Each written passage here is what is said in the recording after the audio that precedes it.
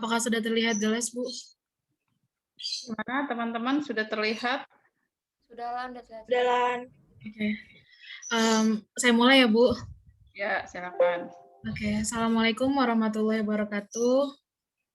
Waalaikumsalam warahmatullahi wabarakatuh. Saya Wulan Sariningsi, di sini ingin mempresentasikan paper saya yang berjudul Penerapan Teknologi pada Baitul Mal wa Tamwil. Pendahuluannya adalah pada era saat ini, perkembangan teknologi semakin pesat ditunjukkan dengan berdasarkan hasil survei pengguna internet Indonesia yang dilakukan oleh Asosiasi Penyelenggara Jasa Internet Indonesia, menyatakan bahwa pengguna internet di Indonesia berjumlah 73,7%, naik dari 64,8% dari tahun 2018. Bentar, ini kok kamu ada judulnya belum? Tadi ada judul nggak sih? Ada, Bu, ini. Oh iya, oke. Ya. Oke, bisa dilanjut ya, Bu? Dampak dari perkembangan teknologi ini adalah munculnya financial teknologi atau fintech. Munculnya fintech ini akan berpengaruh pada Baitul Mal wa Tamwil. Maka BMT perlu beradaptasi dengan perkembangan teknologi, yaitu mulai menerapkan teknologi dalam kegiatan operasionalnya. Maka dari itu, peneliti ingin meneliti mengenai penerapan teknologi pada Baitul Mal wa Tamwil. Nah, ini pembahasannya. Yang pertama, saya membahas mengenai teknologi, definisi-definisi teknologi yang saya ambil berdasarkan sumber paper-paper terlebih dahulu.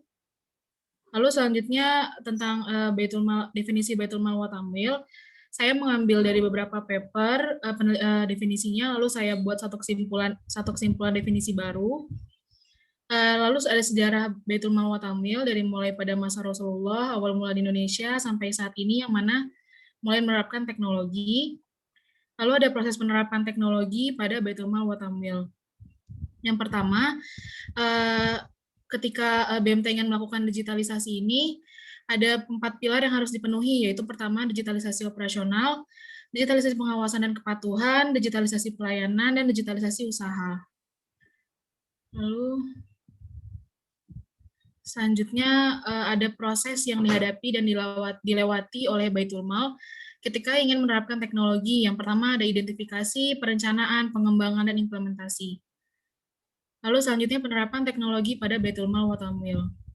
Jadi pada sebab ini saya mengambil contoh lembaga BMT yang sudah menerapkan teknologi, yaitu pertama ada BMT Maslahah dengan Maslahah mobile-nya, BMT UMY dengan BMT UMY mobile-nya, BMT Bahtera dengan Bahtera mobile-nya.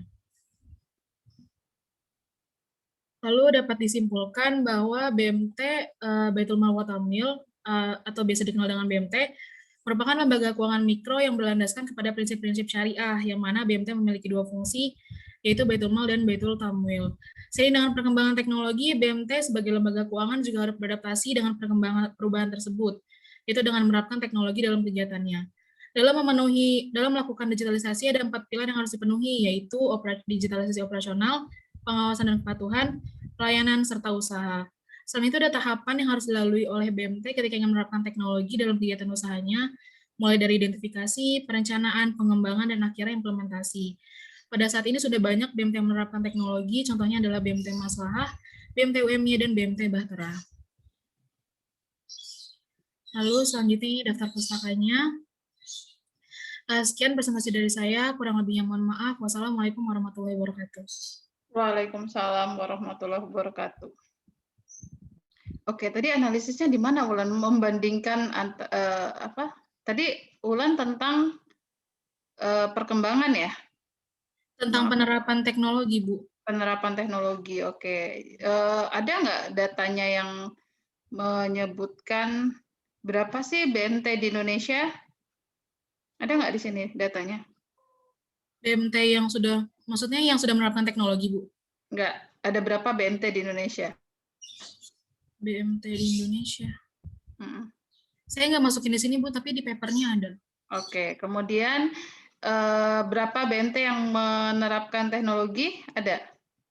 Di papernya ada, tapi saya di sini nggak masukin, Bu. Sekitar 2.000 BMT sudah. Menerapkan teknologi? Ya. Saya mengambil contoh 3 ini, Bu. Oh ya, ya udah. Oke, thank you, Wulan. Iya, Ibu. Terima kasih. Selanjutnya Rifandra, silakan Rifan. Baik, Bu. Ini kok masih 20 aja nih, yang 5 orang lagi kemana? Coba saya hubungi ya, Bu. Oke.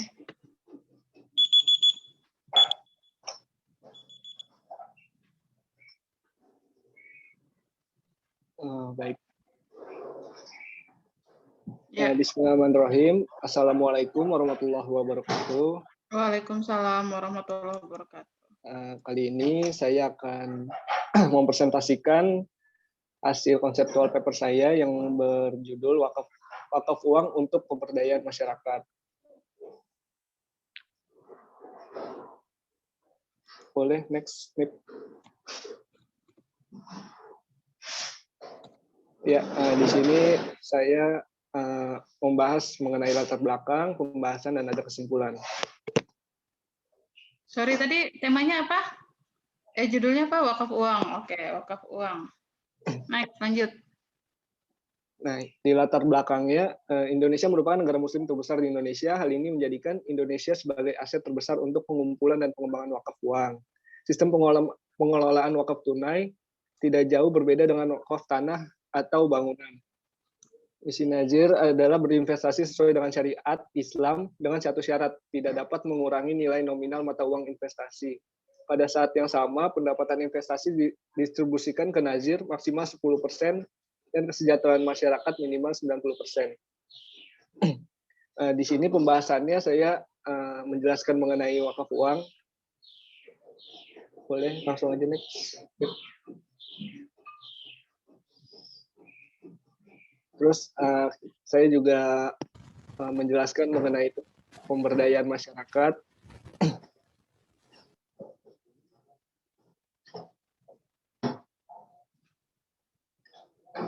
Dan pembahasan terakhir saya menjelaskan mengenai pemberdayaan masyarakat melalui wakaf uang.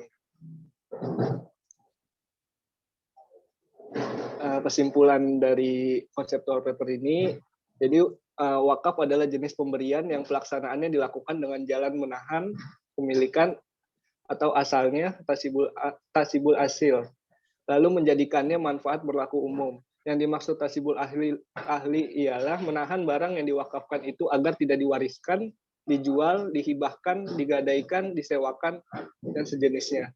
Sedangkan cara pemanfaatannya adalah menggunakan sesuai dengan kehendak wakif tanpa imbalan. Wakaf uang yang dikelola dapat memberikan efek pengganda dalam perekonomian, baik hasil investasi wakaf uang tersebut diberikan dalam bentuk bantuan sektor ekonomi maupun sektor non-ekonomi. Hasil ini secara langsung dan tidak langsung akan mampu memberikan pengaruh signifikan dalam mengentaskan kemiskinan.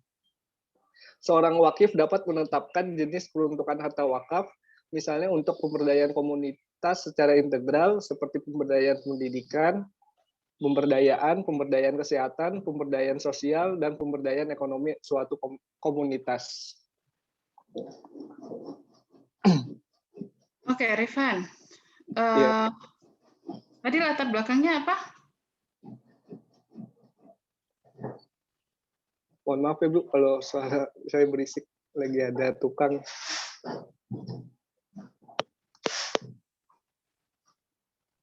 Latar belakangnya apa, Rifan? Jadi latar belakangnya ini Bu, Indonesia merupakan negara muslim terbesar di Indonesia. Dengan ini Indonesia juga jadi sebagai aset terbesar untuk pengumpulan dan pengembangan wakaf, Bu. Oke, kemudian apa yang melatar belakangi sebenarnya kamu ingin membahas tentang pemberdayaan masyarakat melalui wakaf uang? Gimana Bu? Mohon maaf. Apa yang melatar belakangi kamu ingin membahas tentang wakaf uang? Karena wakaf uang ini kan sesuatu yang lagi ini juga Bu, yang lagi tren juga dan banyak juga di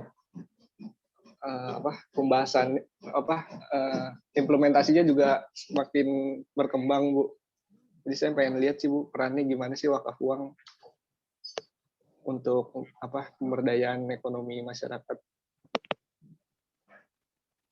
Oke, jadi ini sebenarnya kamu kalau misalnya wakaf uang, apa yang membuat wakaf uang itu menarik untuk dikaji? Kenapa wakaf uang misalnya seperti itu ya? Kenapa wakaf uang? Karena selama ini kebanyakan wakaf tanah, wakaf ini, dan itu mungkin yang harusnya jadi latar belakang gitu ya. Oh iya Bu. Begitu nggak sih ini di paper kamu?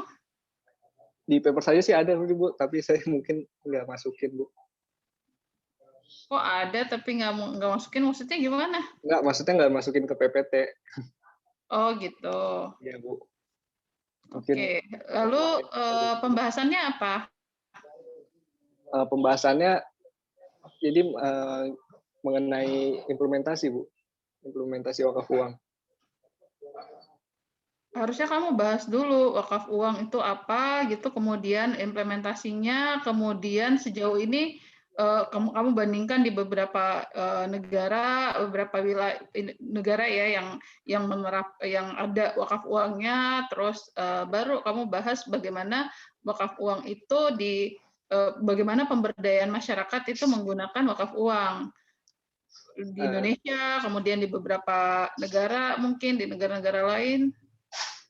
Iya, kalau untuk pengertian wakaf uang juga ada Bu di pembahasan, pengertian pemberdayaan masyarakat juga saya masukin. Iya, kalau itu sih udah pasti ada. Maksud saya, apalagi namanya terkait pemberdayaan wakaf uangnya sendiri, apa aja yang kamu mau ekspor?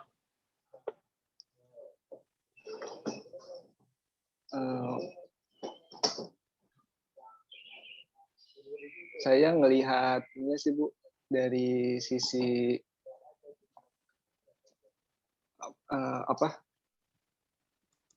gimana wakaf uang itu. Jadi di sini juga ada contoh iniannya juga sih Bu, contoh contoh lembaga keuangannya Bu. Saya ngambil BMT gitu. Jadi ada BMT kan beda dengan lembaga wakaf. Bukan Bu, maksud saya bukan BMT, ini apa? Saya yang BWI Bu, mohon maaf. Ya Allah, yang satu BMT, yang satu BWI, nyambung di mana, Rifan? Maaf Bu, lupa. Iya BWI, Bank Wakaf Indonesia. Hah? Bank Wakaf Indonesia, Badan Wakaf Indonesia. Badan Wakaf Indonesia. Kamu kayaknya belum minum deh pagi ini. Minum dulu ya. Baru bangun Bu. Oke, Rifan, kamu harus papernya kalau mau ini coba kamu perhatikan lagi kira-kira apa yang perlu ditambahin, apa yang perlu ini ya. Iya Bu. Oke. Selanjutnya Sonia. Iya Ibu.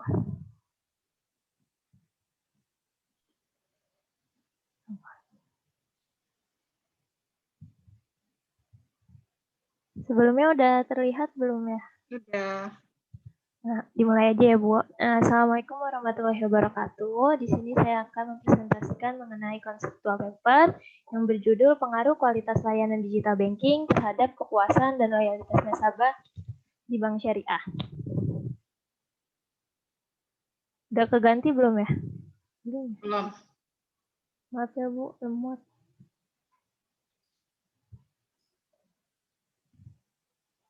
Maaf ya Bu. Waktunya tinggal 3 menit 42 detik. Bentar Bu. Mungkin nggak usah itu aja ya Bu, nggak usah Jadi pendahuluannya itu kemajuan zaman selalu diikuti kemajuan teknologi yang semakin besar. Dari kemajuan teknologi ini, keperluan atau kebutuhan manusia semakin menuntut semuanya serba cepat dan mudah. Kini hampir semua perusahaan-perusahaan sudah menggunakan bantuan teknologi tidak terkecuali dengan dunia perbankan, baik bank konvensional maupun bank syariah, terus berusaha menawarkan layanan dengan akses kemudahan dan kecepatan dalam bertransaksi dengan teknologi yang disebut digital banking. Namun demikian, dengan mengadopsi digital banking, hal ini memberikan manfaat kepada pihak bank, terutama dalam memberikan pelayanan yang efisien dan efektif pada para nasabahnya. Menurut Amar dan Ahmed 2016, dengan adanya kemajuan di bidang digital banking ini, nasabah dapat melakukan transaksi di mana saja dan kapan saja dengan cepat dan mudah selama ada layanan jaringan dan untuk mengakses real time 24 jam, sehingga dapat meningkatkan lagi volume transaksi yang terjadi pada suatu bank tersebut.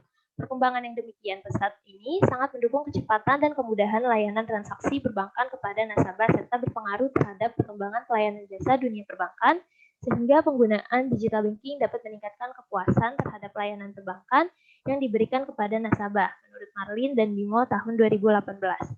Kajian teorinya ini di sini ada mengenai digital banking, yang kedua itu ada kualitas layanan, yang ketiga itu ada kepuasan nasabah, yang keempat itu ada loyalitas nasabah, yang kelima itu ada kepuasan pelanggan terhadap loyalitas pelanggan. Kajian teorinya ini digital banking adalah penyampaian layanan otomatis berbagai produk perbankan kepada nasabah dengan menggunakan atau mesin elektronik atau teknologi atau internet kapanpun dan dimanapun tanpa melibatkan langsung pegawai bank, menurut Patel dan Bahat tahun 2018. Kualitas layanan merupakan bentuk penilaian konsumen terhadap tingkat layanan yang diterima dan tingkat layanan yang diharapkan. Menurut Kotler tahun 2012, kepuasan konsumen adalah tingkat perasaan seseorang yang telah membandingkan kinerja atau hasil yang ia rasakan dibandingkan dengan harapannya. Menurut Windarti 2012, loyalitas pelanggan didefinisikan sebagai keinginan yang kuat dari pelanggan untuk membeli kembali produk atau jasa yang tidak akan berpindah ke perusahaan lain. Menurut Oliver dalam Zaki 2017. Menurut Lau et al. 2013 dan Sagir dan Nathan 2013 menyatakan bahwa loyalitas berkaitan dengan kepuasan nasabah, maka bank melakukan strategi yang efektif untuk meningkatkan kualitas layanan, kepuasan, dan loyalitas. Kesimpulannya itu, dalam menghadapi kemajuan teknologi, industri perbankan, baik bank konvensional maupun bank syariah harus mampu menyediakan layanan yang berkualitas bagi para nasabahnya. Bank yang tidak mengedepankan teknologi dalam pelayanannya cenderung sulit untuk maju dan berkembang.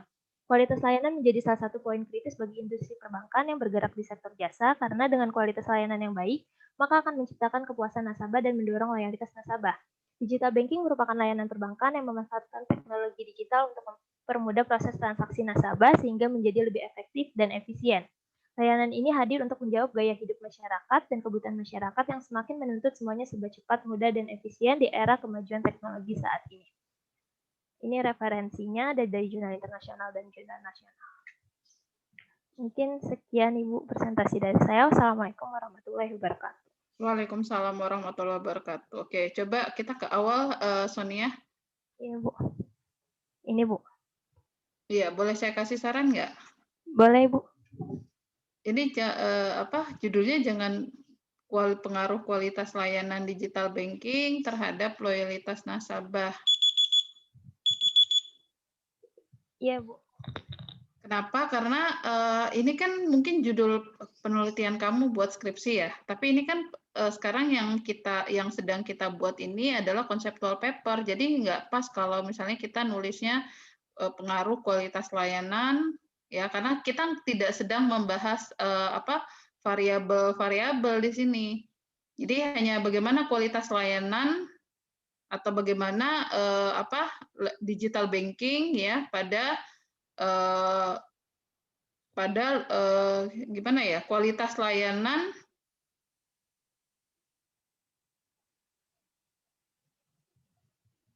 Coba kamu baca-baca lagi deh. Ini kok saya kurang pas kalau misalnya ini jadi judul untuk conceptual paper. Jadi conceptual papernya judulnya gini.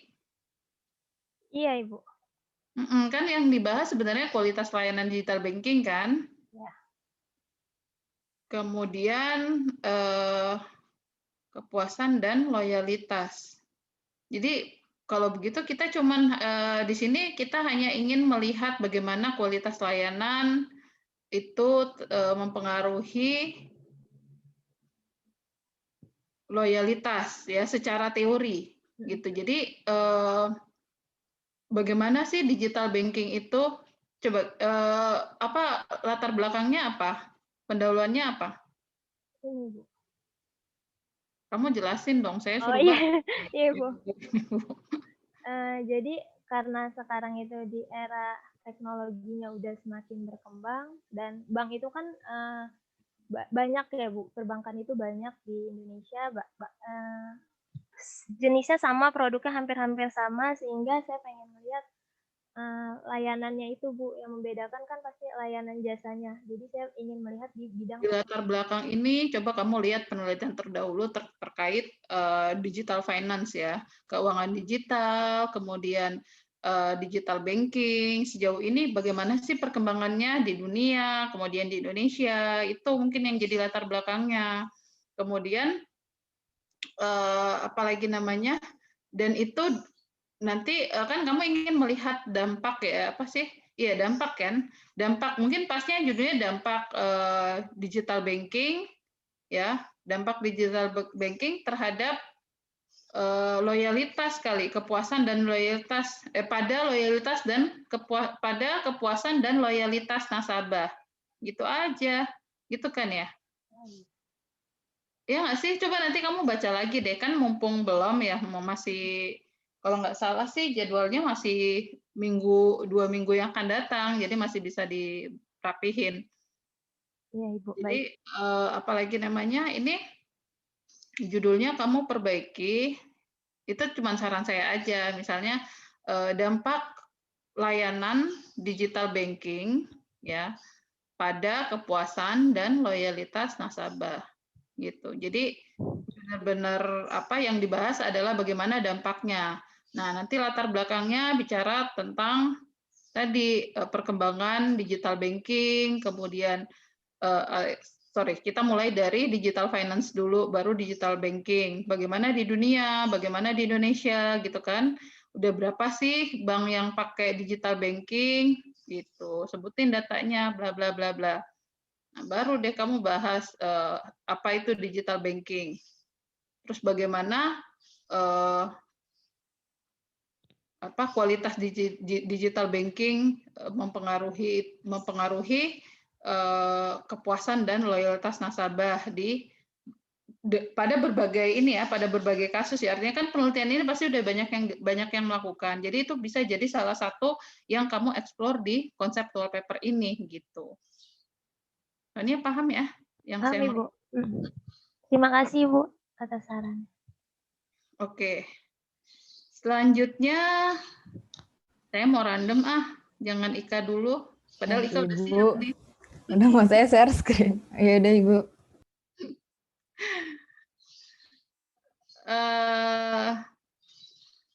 Kita ke siapa ya? Kita ke Saya udah siap Bu sekarang. enggak. Kamu kan tadi minta terakhir. Iya Kita sih. ke Daniati dulu deh. Daniati silakan. Iya, Ibu. Presentasinya ini langsung saya nilai ya. Tadi kalau di pertanyaan saya itu cuman sekedar saran aja di luar ini, di luar penilaian itu.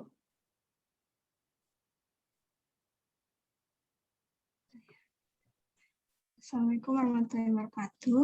Waalaikumsalam warahmatullahi wabarakatuh. Pada kesempatan kali ini saya akan mempresentasikan mengenai dampak word of mouth terhadap keputusan pembelian.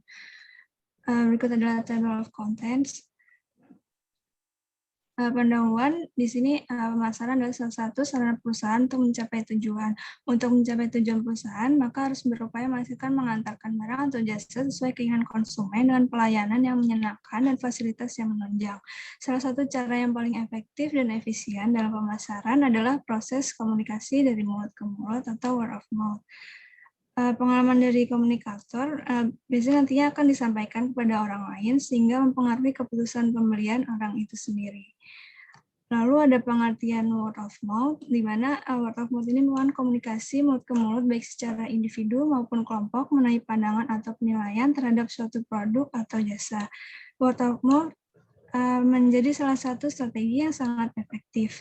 Lalu terdapat 5 dimensi atau indikator dasar word of mouth yang dikenal dengan 5T, yaitu talkers, topic, tools, talking parts, dan tracking. Jenis word of mouth ada 2, ada positif dan negatif. Untuk yang positif, di sini adalah mengenai pengalaman yang positif terhadap suatu produk. Lalu untuk yang negatif, ini adalah berdasarkan pengalaman seseorang, pengalaman negatif seseorang terhadap suatu produk, layanan, atau perusahaan. Lalu ada keputusan pembelian. Keputusan pemilihan ini adalah proses sterilisasi yang dilakukan untuk menggabungkan pengetahuan guna mengevaluasi dua atau lebih alternatif, sehingga keputusan pemilihan dapat dipahami oleh konsumen sebagai keputusan pilihan dari dua alternatif atau lebih untuk memenuhi kebutuhannya. Lalu ada faktor-faktor yang mempengaruhi keputusan pemilihan, ada faktor kebudayaan, sosial, pribadi, dan psikologis. Lalu ada hubungan word of mouth dan keputusan pemilihan. Yang terakhir adalah pengaruh word of mouth terhadap keputusan pembelian. Sebelum memutuskan untuk membeli atau mengkonsumsi barang atau jasa, seseorang akan bertanya kepada orang lain tentang kualitas barang atau jasa.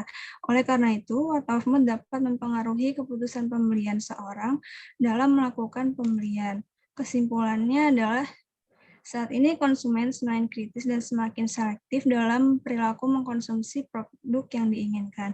Oleh karena itu, perusahaan harus lebih aktif dalam menerapkan strategi pemasaran yang efektif dan efisien. Word of mouth merupakan salah satu cara komunikasi yang menghasilkan percakapan yang baik. Sebelum memutuskan untuk membeli atau mengkonsumsi barang atau jasa, seseorang akan bertanya kepada orang lain tentang kualitas barang atau jasa tersebut. Oleh karena itu, word of mouth dapat mempengaruhi keputusan pembelian seorang dalam melakukan pembelian. Berikut adalah referensinya. Sekian presentasi dari saya.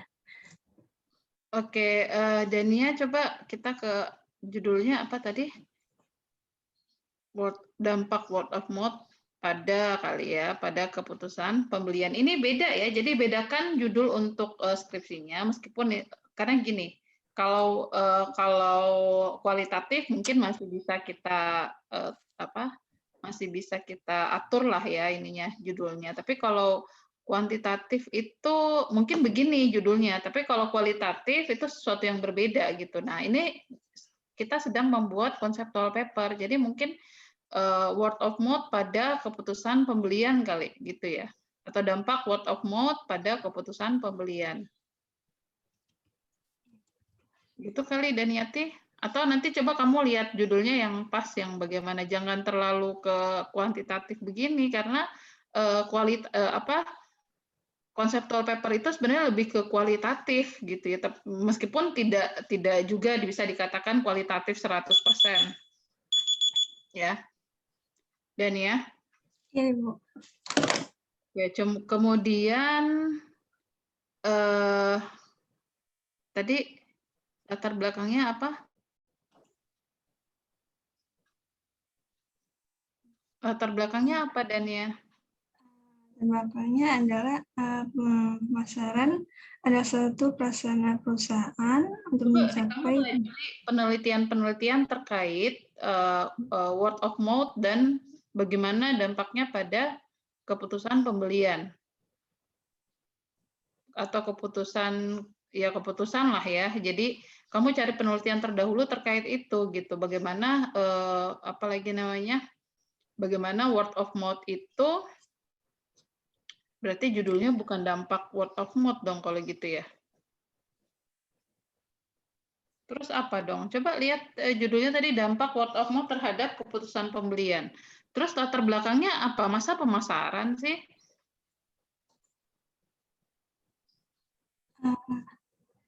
Word of mouth ini adalah salah satu cara pemasaran yang paling efektif. Oke, berarti kamu menyatir penelitian terkait efektivitas word of mouth ya. Ya sama aja sih sama dampak tadi. Efektivitas word of mouth gitu, itu yang banyak kamu satir di pendahuluan. Terus kalau gitu pembahasannya apa dong?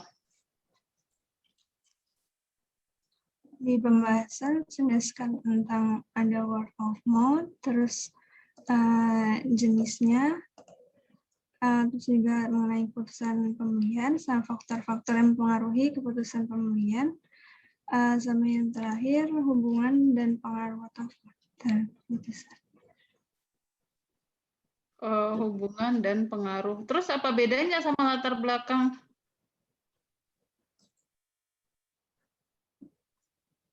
Sama di pendahuluan. Bedanya apa tadi sama hubungan dengan ini? Kalau di pendahuluan di sini menjelaskan kalau word of mouth merupakan pemasaran yang efektif untuk suatu perusahaan. Oh, kamu bahas itu ya. Oke, lalu cuman itu aja latar belakangnya.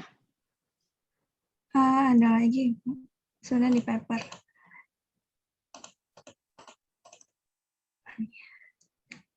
Oke, coba nanti lihat lagi, perhatikan lagi ya. Ini kan di sini sebenarnya memang luas sekali karena namanya juga conceptual paper. Tapi meskipun luas, kita harusnya bisa menspesifikkan apa yang ingin kita bahas. Oke, tadi katakan di sini ada hubungan. Coba kamu tadi ke pembahasannya mana? Ya, hubungan word of mouth dan keputusan pembelian. Kemudian ya ini eksplorasinya harus banyak di sini ya karena titik krusial dari conceptual paper ini ada di sini bagaimana dampak dari word of mouth pada keputusan pembelian gitu ya. Ya. Oke, gitu aja kali Dania. Selanjutnya Rido, silakan Rido. Terima kasih Bu.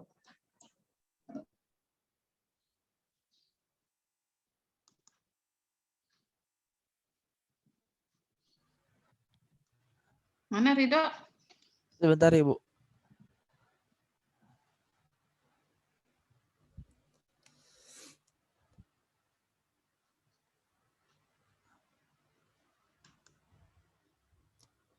Apakah sudah terlihat Bu? Sudah.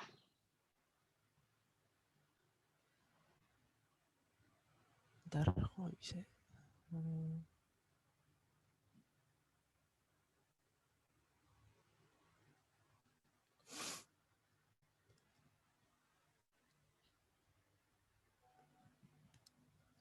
Pengelolaan dan pengembangan wakaf produktif. Iya. Bismillahirrahmanirrahim. Assalamualaikum warahmatullahi wabarakatuh. Waalaikumsalam warahmatullahi wabarakatuh. Ini judul paper saya tentang pengelolaan dan pengembangan wakaf produktif terhadap kesejahteraan dan kemiskinan masyarakat di Indonesia. Pendahuluannya, maaf Bu. Wakaf telah ditentukan dan telah dipraktekkan oleh umat Islam di seluruh dunia sejak zaman Nabi Muhammad sampai sekarang. Wakaf adalah praktek kegiatan keagamaan baik di bidang agama dan bidang fasilitas fisik yang dapat digunakan sebagai pengembangan kehidupan beragama, khususnya umat Islam untuk mencapai kesejahteraan masyarakat baik spiritual dan material terhadap masyarakat yang sejahtera. Dalam wakaf produktif terdapat berbagai lembaga yang menjadi sarana membangun peradaban Islam seperti tempat ibadah, lembaga pendidikan, kesehatan, dan bakti sosial yang dikelola umat Islam sebagai implementasi. Terdapat dua pola pengembangan hasil produktif harta wakaf yang dilakukan oleh pengelola, yaitu pertama, pengembangan wakaf untuk kegiatan kemasyarakatan seperti wakaf untuk keadilan sosial, kesejahteraan rakyat, membangun pendidikan, fasilitas kesehatan, pengembangan seni budaya, serta program lainnya. Yang kedua, pengembangan nilai ekonomi seperti pengembangan perdagangan, investasi finansial, pengembangan aset industri, pembelian properti, dan lain-lain. Pembahasannya, dasar hukum wakaf ini merupakan salah satu anjuran dalam agama Islam yang sangat luar biasa manfaatnya untuk kemaslahatan umat yang terdapat kandungannya di dalam Al-Quran dan hadis Nabi SAW. Dan di dalam Al-Quran sering menyatakan konsep wakaf dengan ungkapan yang menyatakan tentang infak demi kepentingan umum. Dalam istilah hukum Islam, pengertian yang paling banyak digunakan yaitu wakaf diartikan sebagai sebuah lembaga di mana benda yang digunakan untuk hak hukum oleh pelaku wakaf atau benda yang dapat menyalurkan hak hukumnya kepada hak diizinkan untuk kebaikan dan kepentingan sosial. Hal terkait dengan produktif yang disebut produksi atau operasi manajemen. Produksi berarti proses kegiatan berupa pembuahan fisik, pemindahan, peminjaman, dan penyimpanan. Dengan demikianlah dapat dilakukan penyimpulkan bahwa wakaf produktif dalam arti wakaf produktif merupakan transformasi dari pengelolaan wakaf profesional menjadi peningkatan manfaat wakaf. Wakaf di PP 28 tahun 1977 tentang kepemilikan tanah negara, perbuatan hukum seorang atau badan hukum yang memisahkan sebagian harta dalam bentuk harta dan melembagakannya selamanya untuk ibadah atau kepentingan umum lainnya mengikuti ajaran Islam. Sedangkan dalam UU nomor 41 tahun 2004 tentang wakaf pasal 1 angka 1, wakaf diartikan sebagai perbuatan wakif untuk memisahkan atau menyerahkan sebagian hartanya untuk digunakan selamanya atau untuk jangka waktu tertentu mengikuti ketentuan ibadah dan kesejahteraan umum menurut syariah. Untuk mengembangkan objek wakaf secara produktif, berikut adalah 2 model pembiayaan proyek wakaf produktif, yaitu tradisional dan internasional. Penjelasan 2 sebagai berikut. Secara tradisional, dalam model pembiayaan properti wakaf tradisional, kitab fikih klasik membahas 5 model pembiayaan rekonstruksi aset wakaf, yaitu pertama, pembiayaan wakaf dengan membuat wakaf baru untuk melengkapi aset wakaf lama. Yang kedua, pinjaman untuk membiayai kebutuhan operasional. Yang ketiga, pertukaran barang mengganti atau substitusi harta wakaf. Yang keempat, pembiayaan hukr atau sewa jangka panjang dengan pembayaran di muka sekaligus dalam jumlah besar. Yang kelima, pembiayaan ijaratain atau sewa dengan 2 pembayaran.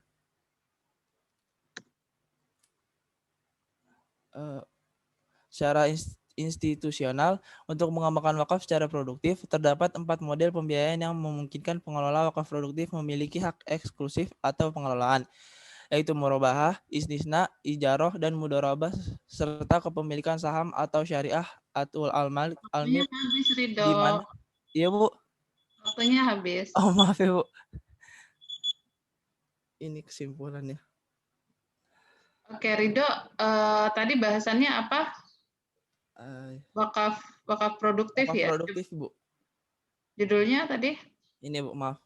Pengelolaan dan pengembangan wakaf produktif terhadap kesejahteraan dan kemiskinan masyarakat. Pengelolaan dan pengembangan wakaf produktif. Oke, latar belakangnya apa?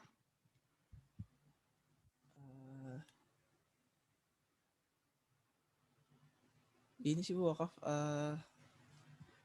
Bentar. Mana ya? Latar belakangnya ini harusnya kamu bahas tentang bagaimana wakaf itu di penelitian terdahulu, wakaf itu bermanfaat bagi kesejahteraan masyarakat, ya, misalnya dengan pembangunan apalagi namanya fasilitas publik kayak sekolah, masjid, gitu kan, kuburan, kan begitu ya. Coba cari data-datanya yang menunjang itu, kemudian atau penelitian terdahulu yang membahas terkait itu. Kemudian wakaf produktif itu di Indonesia itu sejauh ini bagaimana perkembangannya, itu yang dibahas di latar belakang gitu. Baru nanti pembahasan baru kamu bahas wakaf itu sudah ada sejak zaman Nabi, bla bla bla bla bla gitu. Oke, kemudian next.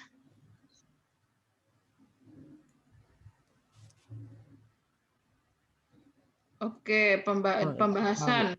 Iya, Bu. Pembahasan dasar hukum wakaf. Ini harus kamu buat dalam beberapa sub ya di pembahasan ini. Jadi misalnya ada dasar hukum wakaf, terus kemudian wakaf produktif ya. Jadi dasar hukum wakaf secara umum, kemudian wakaf produktif, kemudian apa lagi namanya? Coba lihat ke judulnya tadi saya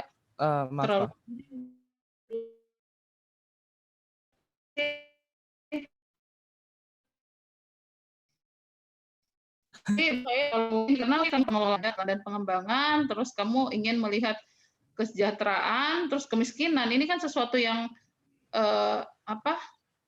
kesejahteraan dan kemiskinan gitu. Ini kan sesuatu yang memang saling berhubungan, tapi kesejahteraan dan kemiskinan ketika disandingkan itu nggak pas gitu loh dari struktur apalagi namanya struktur kata untuk ketika kita memahami kesejahteraan dan kemiskinan gitu. Kalau saling berhubungan, iya saling berhubungan, tapi untuk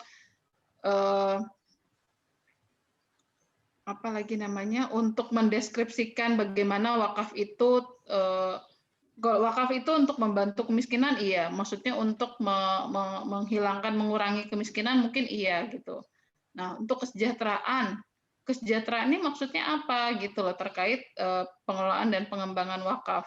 Apakah dengan pengelolaan wakaf, kalau goals-nya iya mungkin bisa jadi sejahtera, tapi kalau itu kesejahteraan pengelolaan gini wakaf itu goals-nya adalah untuk apalagi namanya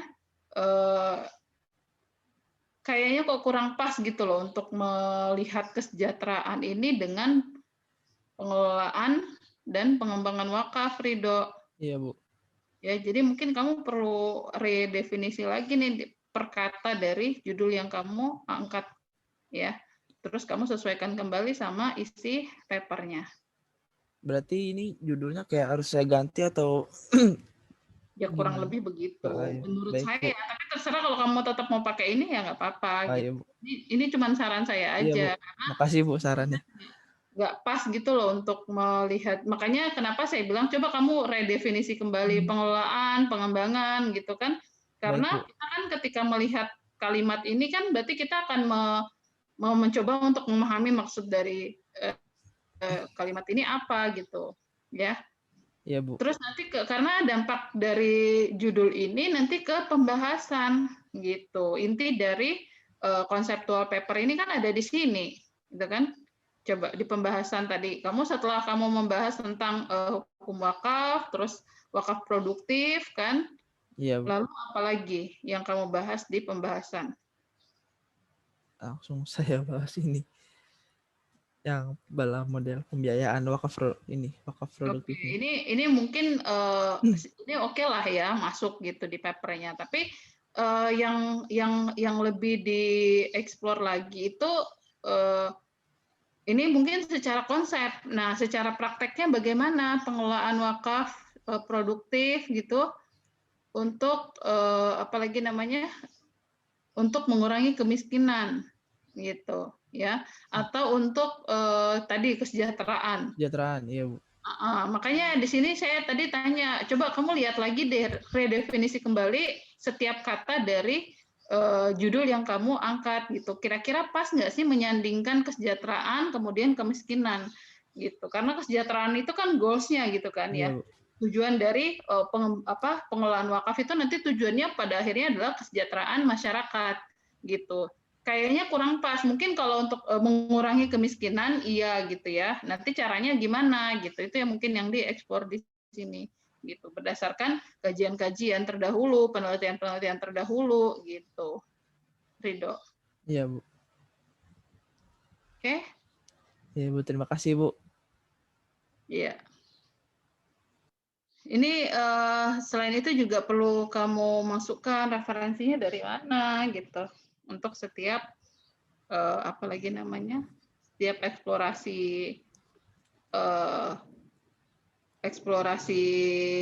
definisi, eksplorasi kata, eksplorasi kalimat, kamu referensinya kemana gitu biar jelas ya. Baik, Bu. Oke, selanjutnya Regita.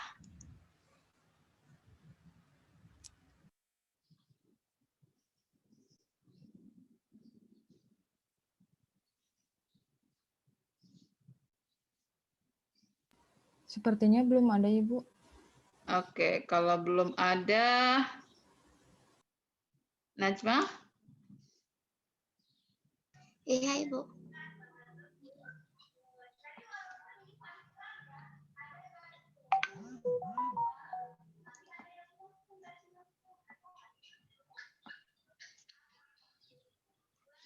Apakah sudah terlihat?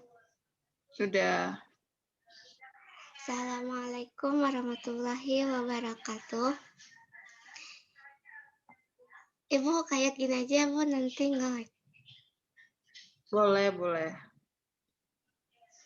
Assalamualaikum warahmatullahi wabarakatuh. Di sini saya akan mempresentasikan peran Dewan Pengawas Syariah pada Good Corporate Governance di Perbankan Syariah. Pendahuluan. Good Corporate Governance merupakan suatu sistem pengelolaan manajemen yang dirancang untuk meningkatkan kinerja yang baik, melindungi kepentingan stakeholders, dan meningkatkan kepatuhan terhadap peraturan perundang-undangan serta nilai etika yang berlaku secara umum. Oleh sebab itu, untuk membangun kepercayaan masyarakat kepada bank syariah dan menjamin kepatuhan terhadap prinsip syariah, diperlukan pelaksanaan good corporate governance, kepatuhan syariah sebagai syarat bagi bank syariah untuk berkembang dengan baik dan sehat. Terus di pengawasannya ada pengertian DPS dan tugas dari DSN. Terus selanjutnya ada pengertian GCG sama penerapan good corporate governance-nya di perbankan syariah. Dan perbankan syariahnya definisinya, serta pengertian dari DPS dan peran DPS-nya. Kesimpulannya, dari hasil pembahasan di atas dapat disimpulkan bahwa Dewan Pengawas Syariah memiliki peran yang penting pada good corporate governance. Hal ini dikarenakan jika kepatuhan syariah pada suatu bank tidak diawasi dengan benar oleh Dewan Pengawas Syariah, maka akan menjatuhkan citra serta kredibilitas bank syariah tersebut di mata nasabah. Jika hal itu terjadi, bank bisa kehilangan kepercayaan dari nasabahnya. Sedangkan bank syariah sebagai pengumpul dan pendistribusi dana masyarakat harus memiliki tingkat kepercayaan yang tinggi dalam masyarakat dan dalam dunia usaha. Jadi dengan dilakukannya pengoptimalan peran Dewan Pengawas Syariah pada bank syariah, diperketatnya kualifikasi menjadi Dewan Pengawas Syariah, dan diwujudkannya formalisasi peran Dewan Syariah pada bank syariah tersebut akan menjaga pula kepatuhan akan syariah pada bank tersebut, dan juga bank tersebut mendapat kepercayaan dari nasabahnya. Ini daftar pustakanya. Sudah. Oke, Najma, coba kita lihat latar belakangnya apa, Najma? Ini, Ibu. Jangan suruh saya baca, kamu jelasin dong. Karena good corporate governance adalah isu dalam mengelola suatu perbankan pada saat ini, Bu, dengan adanya kejadian-kejadian di perbankan. Jadi gini, Najma, kamu bahas di latar belakang penelitian terkait GCG ya, GCG di sektor keuangan, sektor perbankan. Suara saya mantul nggak sih? Enggak, Ibu. Oh, enggak ya. Jadi bahas tadi ya, tadi keuangan, bagaimana GCG di keuangan, bagaimana GCG di perbankan, baru di perbankan syariah. Ini seperti apa gitu dampak GCG ini pada perusahaan, ya. Kemudian juga dengan penelitian seluruh penelitian yang berkaitan dengan GCG, gitu. Nah, kemudian nanti baru karena kan ini kita ingin melihat mengapa sih kita mengangkat peran DPS gitu kan. Jadi kita mau lihat dalam konteks GCG di bank syariah gitu ya. Mana sih tadi judulnya? Peran DPS. Peran DPS pada good corporate governance di perbankan syariah. Nah, iya, makanya kita ngelihat GCG-nya dulu kan, bagaimana penelitian terdahulu terkait GCG ini, gitu. Di perbankan, kemudian di sektor keuangan tadi mulai dari pakai metode deduktif ya, pakai metode deduktif untuk mengeksplor di latar ini. Kemudian pembahasan. Pembahasannya ini, Bu. Pembahasannya itu mengapa GCG, tadi mengapa GCG, kemudian mengapa bahas tentang mengapa GCG, kemudian bagaimana DPS itu berperan gitu dalam GCG ya, dalam GCG di bank syariah, di perbankan dulu, baru di bank syariah. Jadi cari penelitian-penelitian yang terkait itu semua gitu. Ya, bagaimana GCG, kemudian jadi definisi-definisi, konsep, teori-teori itu dibahas di pembahasan di latar belakang itu kita hanya membahas tentang tadi secara sejauh ini bagaimana sih GCG itu di lembaga keuangan, kemudian di bank, dan kemudian di bank syariah, penelitian-penelitian terdahulunya gitu. Jadi baru kita bahas tentang GCG-nya, GCG di perbankan itu seperti apa sih gitu ya, secara teori, kemudian di penelitian terdahulunya juga bagaimana ya, meskipun itu sudah kita bahas juga di bab 1. Nah, kemudian kalau di bab 1 sih di pendahuluan atau latar belakang ya. Kemudian tadi setelah bahas GCG, kemudian bagaimana DPS itu diperbankan. Nah, kemudian hubungan antara DPS dengan GCG gitu. Itu dieksplor secara teori, secara penelitian terdahulu gitu. Gitu Najma ya. Ya, Ibu. Itu saran dari saya. Ini yang kamu masukkan di paper kayak begini? Enggak, Ibu. Enggak. Terus apa dong? Ada kayak peran DPS-nya di GCG di perbankannya itu, Ibu. Oke ya, itu tadi yang saran dari saya. Nanti coba kamu lihat lagi papernya. Saya belum tahu karena kan belum dikumpul ya. Itu coba diperbanyak kajian-kajian teori-teori yang membahas tentang GCG dan DPS, kemudian bagaimana DPS diperbankan syariah khususnya, kemudian bagaimana secara regulasi ya kan kalau jadi gini, kalau DPS itu kan fungsinya untuk mengawas apakah bank syariah itu compliance gitu terhadap syariah gitu, terhadap apalagi aspek-aspek syariah di perbankan atau tidak kan gitu ya, itu fungsinya DPS.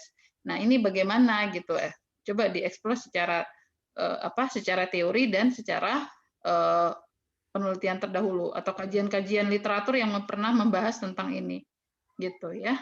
Iya, Ibu. Makasih, Bu. Oke, selanjutnya Risma. Iya, Bu. Sebentar.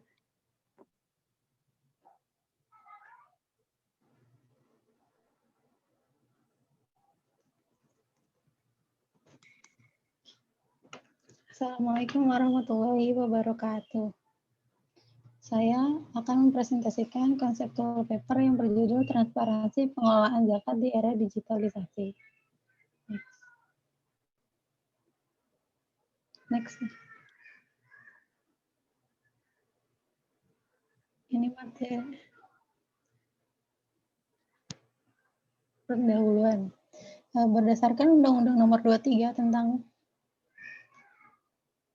pengelolaan zakat tahun 2011, terdapat dua jenis organisasi pengelolaan zakat, yaitu Badan Amil Zakat Nasional dan Lembaga Amil Zakat atau LAZ. Menurut Basnas dalam Outlook Zakat Basnas 2020 mengatakan salah satu tantangan dihadapi oleh OPS pada era terbuka atau digitalisasi ini adalah transparansi dalam pengelolaan dana zakat. Untuk itu dibutuhkan adanya optimalisasi dengan pengelolaan zakat kepada seluruh lembaga zakat di Indonesia. Oleh karena itu, perlu ada strategi yang optimal untuk mendapatkan kepercayaan masyarakat dengan melakukan mendistribusikan zakat secara adil, efektif, dan transparan. Peningkatan aspek tata kelola berdampak pada peningkatan penghimpunan dan penyaluran dana zakat. Next. Ini ada materi tentang lembaga zakat. Secara konseptual, Badan Amil Zakat memiliki dua tugas. Yang pertama itu mengumpulkan data tentang muzaki dan mustahik, tentang pembinaan, penghimpunan, dan penerima zakat. Yang kedua, menggunakan data pada petang mustahik dan muzaki, kemudian kuantitas permintaan dan tentukan metode alokasinya. Next. Ini ada pengertian konsep transparansi. Transparansi merupakan keadaan di mana lembaga menyediakan informasi yang material dan relevan, yaitu mudah diakses dan dipahami oleh stakeholder.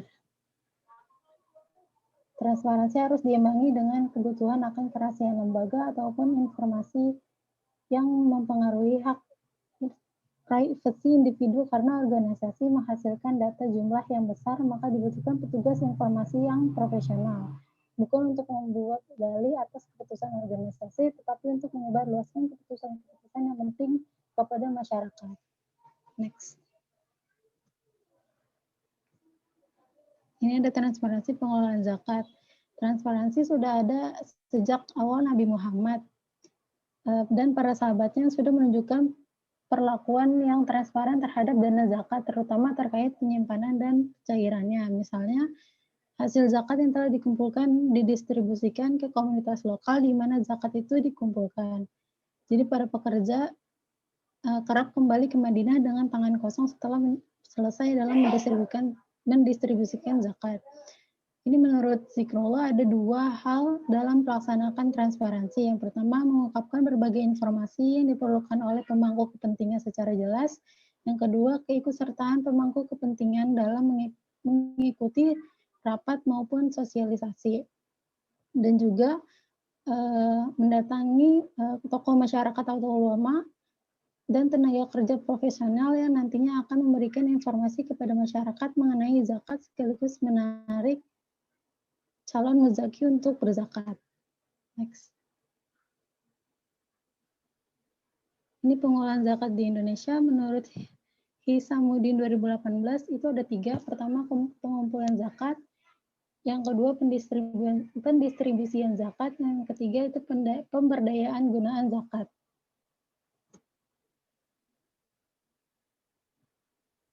Next. Digitalisasi sistem pengelolaan zakat. Di era digital, OPS atau organisasi pengelolaan zakat harus memiliki strategi untuk pengelolaan dana zakat itu sendiri agar tercipta tata kelola yang baik. Kita tahu dengan pesatnya perkembangan teknologi, penghimpunan dan penyaluran pengelolaan dana zakat menjadi tugas utama OPS. Iya. Risma. Iya, Bu. Ya. Jadi, Risma, coba kita ke judulnya, Risma. Ya, Bu. Transparansi pengelolaan zakat di era digital atau di era digitalisasi. Coba lihat secara definisi ini bagaimana penggunaan kata digital dan digitalisasi. Ya, Risma? Iya, Bu. Ini yang mana? Apakah digitalisasi atau di era digital? Di era digital. Ini kenapa di era digitalisasi? Coba nanti dilihat lagi secara konsep itu digital, penggunaan kata digital sama digitalisasi itu penggunaannya bagaimana ya? Iya, Bu. Nanti biar pas di judulnya. Transparansi pengelolaan zakat di era digital atau di era digitalisasi. Oke, kemudian latar belakangnya apa, Risma, tadi? Tentang berdasarkan digambarkan secara singkat aja, nggak usah dibacain lagi. Jadi menurut Basnas, pengelolaan zakat itu di era digital masih dibutuhkan upaya optimalisasi untuk pengelolaan zakat di seluruh lembaga zakat di Indonesia. Jadi kalau latar belakang harusnya kenapa kita ingin melihat transparansi dong, gitu kan? Apakah untuk akuntabilitas, untuk mengikat kepercayaan publik kan gitu, ya? Kalau latar belakang, mengapa kita ingin melihat transparansi, harusnya mengapa gitu. Menjawabnya adalah, kalau kita pertanyaannya kenapa, gitu. Artinya kan itu alasan ya. Alasannya apa? Alasannya apa kita ingin melihat transparansi zakat di era digital? Itu yang perlu dieksplor di latar belakang. Jadi ini saran saya, kamu membahas tentang alasan-alasan mengapa pentingnya transparansi di era digital di pendahuluan. Oh iya, Bu. Coba lihat penelitian terdahulunya. Kenapa sih? Kenapa coba lihat penelitian terdahulu terkait transparansi zakat. Kemudian nanti itu kan bisa hasil dari penelitian itu bisa kamu gunakan untuk latar belakang penelitian ini. konseptual paper ini, bahwa misalnya apakah itu untuk kepercayaan publik atau untuk untuk membangun kepercayaan publik atau untuk akuntabilitas atau untuk apa gitu loh. Sehingga perlu adanya transparansi pengelolaan zakat. Kemudian pembahasan. Pembahasannya apa saja tadi? Konsep, oke. Kemudian pengertian, transparansi. jadi kalau konseptual paper ini beda ya dengan apa yang kita tulis di bab 2. Kalau di bab 2 mungkin kita bahas, kita membahasnya lembaga amil zakat, ya kita membahas apalagi namanya definisi transparansi. Di sini juga ada di konseptual paper, tapi itu beda gitu nulisnya. Ya paling kita cuman menuliskan secara singkat aja tentang LAS ya, kenapa ada LAS gitu, bahwa yang mengelola zakat itu adalah LAS, dan untuk meningkatkan kepercayaan publik gitu, untuk agar orang mau membayar zakat itu lewat LAS gitu, maka perlu adanya transparansi ya. Ini transparansi pengelolaan zakat ini adalah transparansi yang sekarang ya. Kalau kamu membahas di zaman Rasulullah itu mungkin kamu bahas di oke lah di bagian awal, tapi itu hanya pembuka aja. Seharusnya di sini kamu presentasikan tadi bagaimana transparansi pengelolaan zakat sekarang gitu. Ya, atau beberapa tahun terakhir ini, atau yang selama ini terjadi seperti apa gitu. Jadi bukan di zaman Rasulullah lagi. Karena kenapa? Karena ini kita ingin melihat transparansi. Tadi kan kamu judulnya transparansi pengelolaan zakat di era digital, sehingga yang dilihat adalah kondisi sekarang gitu kan. Karena sekarang eranya digital, bukan di zaman Rasulullah, meskipun di zaman Rasulullah pun sudah terjadi transparansi pengelolaan zakat. Gitu. Tapi saya baca tadi, saya simak presentasi kamu, bukan itu poinnya di sini ya, bukan itu yang dimaksud dengan transparansi pengelolaan zakat ya yang di era Rasulullah itu. Gitu. Jadi coba kamu lihat lagi nih transparansi. Oke, kalau kamu bahas transparansi secara konsep, secara definisi, tapi tidak usah terlalu banyak, karena yang akan lebih banyak kamu eksplor di pembahasan itu adalah transparansi pengelolaan zakatnya gitu. Tapi di papernya sudah ada kok, Bu. Oh gitu ya. Ya udah, nanti kita lihat ya. Iya, Bu. Oke, itu aja mungkin Risma. Iya, Bu. Terima kasih, Bu. Oke, selanjutnya Fadil.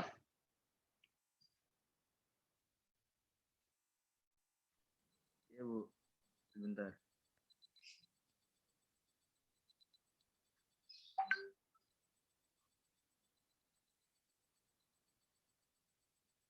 Assalamualaikum warahmatullahi wabarakatuh. Waalaikumsalam warahmatullahi wabarakatuh. Ini saya akan menjelaskan manfaat sistem pembayaran dengan kris pada konsumen. Sudah terganti belum Bu slide-nya? Sudah. Di pendahuluannya, sistem pembayaran adalah sistem yang mencakup seperangkat aturan, kelembagaan, mekanisme yang digunakan untuk melakukan transfer dana guna memenuhi kewajiban yang timbul dari kegiatan ekonomi. Secara garis besar, sistem pembayaran dibagi menjadi dua, yaitu pembayaran non-tunai dan non-tunai. Perkembangan sistem pembayaran mengikuti perkembangan zaman menuntut adanya mekanisme pembayaran yang senantiasa memenuhi berbagai kebutuhan masyarakat dalam transfer dana yang cepat, aman, dan efisien, yang menyebabkan inovasi teknologi pembayaran semakin besar.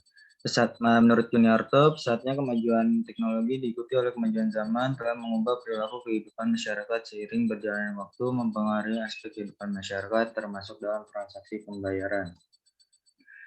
Lalu selanjutnya kelebihan dari dompet digital terletak pada kepraktisannya dan kenyamanannya. Mekanismenya juga cukup mudah dan bukti transaksi akan otomatis terkirim ke dalam riwayat transaksi konsumen.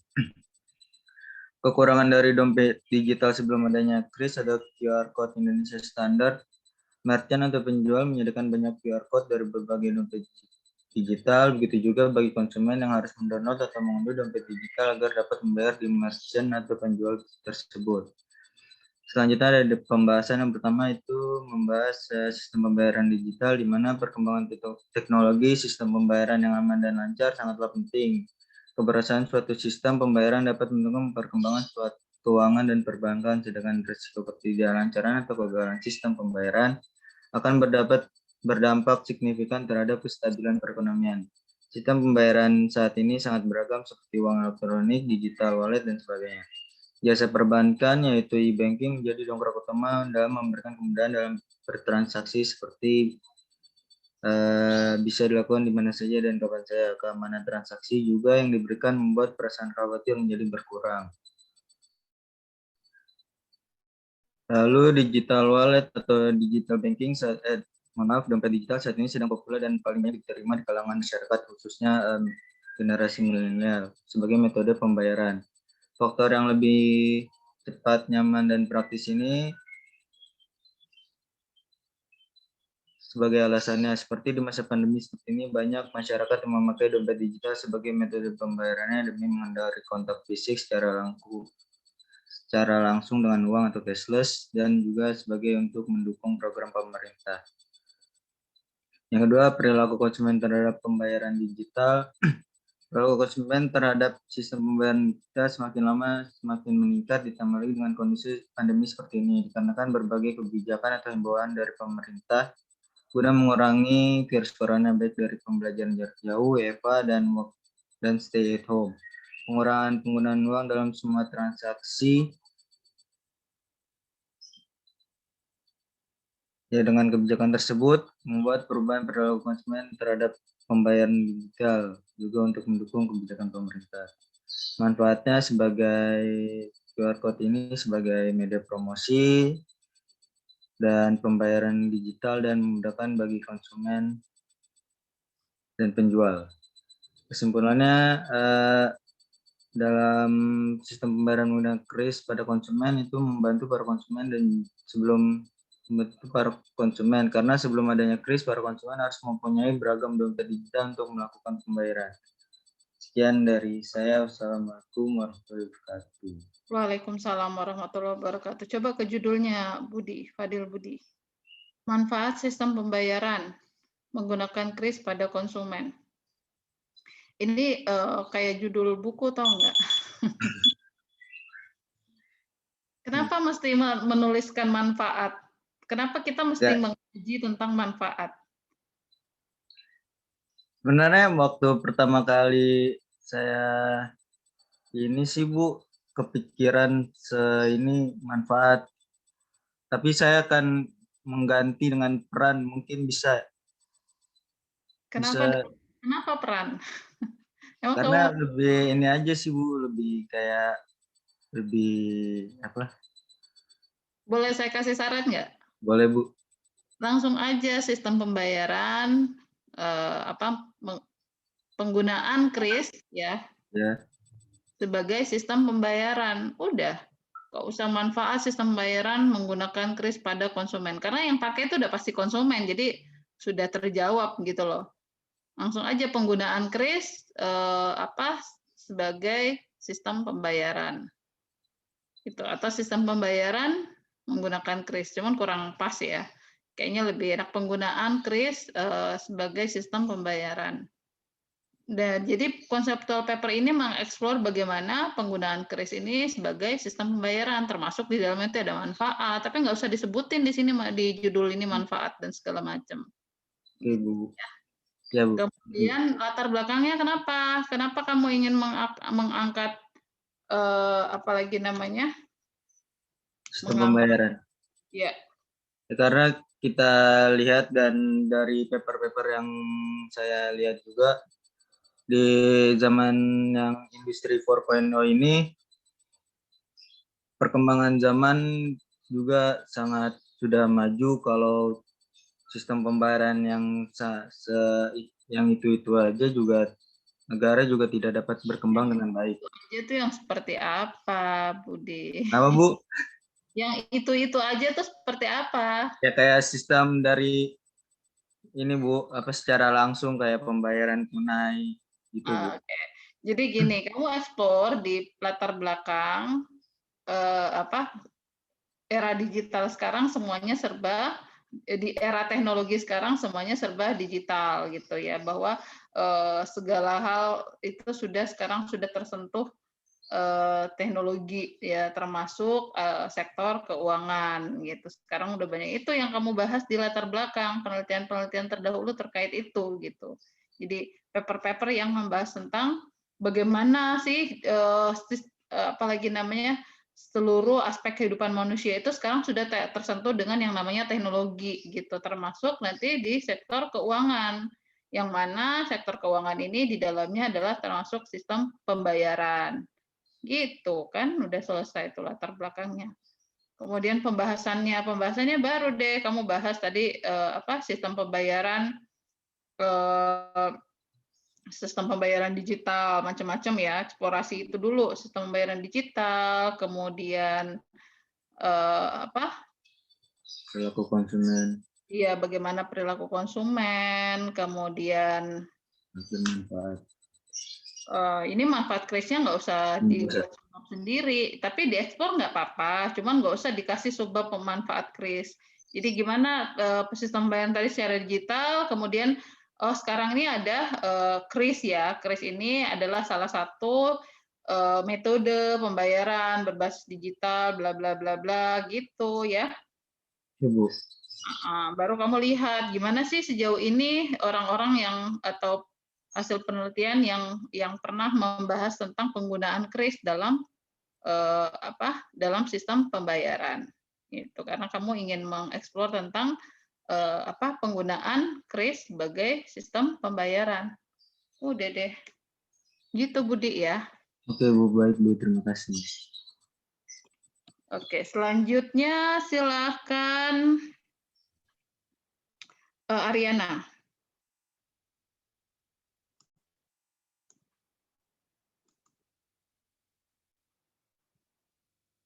Baik, Bu.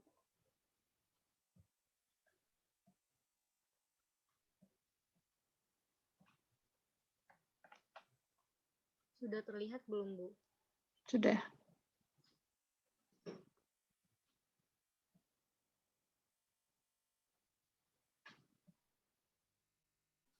Assalamualaikum warahmatullahi wabarakatuh. Maaf Bu, sebelumnya saya nggak bisa full screen karena nanti Assalamualaikum warahmatullahi wabarakatuh. Di sini saya akan mempresentasikan konseptual paper yang berjudul Kinerja Perbankan Syariah Indonesia. Pendahuluannya, bank merupakan lembaga intermediasi yang mana berfungsi untuk menyalurkan dana dari pihak surplus kepada pihak yang defisit. Dalam menjalankan fungsinya sebagai lembaga intermediasi, bank mendasarkan kegiatan usahanya pada kepercayaan masyarakat. Atas kepercayaan masyarakat ini, bank juga dapat disebut sebagai agent of trust. Di Indonesia, sistem perbankan yang digunakan ialah dual banking system, artinya ada dua jenis usaha bank, yaitu BA dan bank konvensional. Dari tahun ke tahun, perbankan syariah tercermin adanya pertumbuhan tersebut mendorong daya saing yang tinggi antar industri keuangan. Dalam hal daya saing, perbankan syariah mampu mempertahankan kinerjanya dengan baik sehingga tidak kalah saing dengan industri perbankan lainnya. Pengukuran kinerja keuangan perbankan penting dilakukan. Hal tersebut dapat menjadi gambaran pencapaian prestasi yang telah dilakukan oleh perbankan dalam kegiatan operasionalnya. Dengan pengukuran tersebut, kondisi kesehatan suatu bank berdasarkan penelitian yang dilakukan oleh Muhammad Razak dan Taib 2008 dengan mengukur kinerja perbankan syariah berdasarkan konsep maqasid syariah. Dalam penelitian tersebut dikatakan bahwa pengukuran kinerja berdasarkan konsep maqasid syariah dikenal juga dengan maqasid indeks. Pembahasan yang pertama itu perbankan syariah menurut UU RI No. 10 tahun 1998 tanggal 10 November 1998 tentang perbankan. Yang dimaksud bank adalah badan usaha yang menghimpun dana dari masyarakat dalam bentuk simpanan dan menyalurkan kepada masyarakat dalam bentuk kredit atau bentuk-bentuk lainnya dalam rangka meningkatkan taraf hidup rakyat banyak. Yang kedua itu maqasid syariah. Maqasid syariah menurut Al-Syatibi dalam Ghifari 2015 terdiri atas dua kata, yaitu maqasid dan al-syariah. Maqasid artinya kesengajaan atau tujuan, sedangkan al-syariah artinya jalan ke arah sumber kehidupan. Yang ketiga itu ada syariah maqasid indeks. adanya pengembangan syariah Maqasid Index ini dikarenakan adanya ketidaksesuaian penggunaan indikator kinerja konvensional apabila digunakan untuk menilai kinerja perbankan syariah. Yang keempat itu kinerja bank syariah berdasarkan Maqasid syariah bersumber pada riset terdahulu terdapat dua cara pengukuran kinerja bank berdasarkan Maqasid syariah, yaitu pengukuran kinerja bank bersumber pada syariah conformity dan profitability, yang model serta pengukuran kinerja bank berdasarkan Maqasid Index. Lalu yang kelima itu kinerja perbankan syariah di Indonesia pada penelitian yang dilakukan oleh Al-Ghifari Muhammad 2015, 4 bank syariah di Indonesia yang terdiri dari BSM, BNI, BRIS, dan BNI Syariah dilakukan perhitungan kinerja berdasarkan Maqasid Index pada tahun 2011 sampai 2014 dan menghasilkan penilaian bahwa BNI memiliki kinerja terbaik dengan nilai sebesar 15,15% dan kinerja terendah diperoleh IB dengan nilai 7,2%. Kesimpulannya itu berdasarkan pembahasan di atas dan juga informasi dari penelitian-penelitian yang telah dilakukan oleh sebagian orang, maka ada beberapa hal yang dijadikan kesimpulan, antara lain yaitu penilaian kinerja perbankan syariah dengan pendekatan Maqasid Index memiliki 3 ruang lingkup indikator atau tujuan dalam pengukurannya, yaitu pendidikan atau tazhib al-fard, keadilan atau al-adl, dan kesejahteraan atau al-maslahah. Yang kedua itu, jika perbankan yang dilakukan pengukuran dapat melaksanakan 3 hal tersebut, maka perbankan tersebut dapat memperoleh nilai Maqasid Index yang tinggi dibandingkan perbankan lainnya. Maksudnya habis ya. Oke. Kinerja bank syariah. Latar belakangnya kenapa mengangkat kinerja bank syariah? Karena kita sesuai dengan judul, Bu, kan kita mengambil judul kinerja perbankan syariah. Lalu di latar belakang ini kita jelaskan pengukuran kinerja bank syariah. Karena banyak ada di poin pembahasan 5, Bu. Pembahasan 3, Bu, syariah Maqasid ini adanya pengembangan syariah. Ini dikarenakan ketidaksesuaian penggunaan indikator kinerja konvensional apabila digunakan untuk penilaian kinerja perbankan syariah, Bu. Terus di latar belakang apa dong? Kenapa mengangkat kinerja perbankan syariah? Harusnya adalah di sini di pendahuluan ini mengapa mengangkat kinerja perbankan syariah? Alasan dari misalnya kenapa tidak bisa menggunakan, kenapa tidak menggunakan kenapa tidak menggunakan metode yang digunakan untuk mengukur kinerja dari perbankan konvensional? Apa, Bu? Maaf, Bu, putus-putus. Jadi kenapa tidak mengangkat kinerja, kenapa ingin membahas kinerja perbankan syariah di Indonesia? Alasannya ya di latar belakang. Ini cuma saran saya aja. Kamu mau rubah atau enggak itu terserah kamu. Nanti silakan dilihat kembali ya. Jadi ini saran saya aja. Kenapa harusnya di latar belakang itu? Kenapa kamu ingin melihat kinerja perbankan syariah? Menurut saya adalah apa yang membuat kinerja perbankan syariah ini berbeda dengan kinerja dari bank konvensional gitu. Jadi kamu perlu cari alasannya kenapa gitu dari penelitian terdahulu. Kemudian di pembahasan di sini kamu tidak perlu membahas secara khusus, menurut saya ya, tidak perlu membahas secara khusus perbankan syariah gitu. Langsung aja membahas tentang ukuran kinerja perbankan syariah. Kenapa menggunakan syariah Maqasid Index gitu? Kenapa tidak menggunakan pengukuran lain gitu? Silahkan dieksplor berdasarkan penelitian terdahulu gitu. Terus oke, kalau misalnya kamu misalnya salah satu ada beberapa metode untuk mengukur kinerja perbankan syariah. Salah satunya adalah syariah Maqasid Index gitu ya. Karena di sini judulnya adalah kinerja, artinya sebenarnya bukan cuman SMI aja, bukan syariah Maqasid Index aja gitu. Mungkin ada metode lain gitu, coba dilihat di penelitian-penelitian terdahulu gitu ya. Oke, itu saja mungkin dari saya, Ariana ya, saran dari saya. Iya Bu, yang kata untuk alasan itu sudah ada sih Bu sebenarnya di papernya, cuman nggak saya masukin ke PPT Bu. Oh iya, nggak apa-apa, nanti dilihat. Nanti kan tetap penilaiannya kan beda yang di sini dengan di paper ya. Baik Bu. Terima Oke, kasih Bu atas selanjutnya sarannya Bu. silakan Ceria.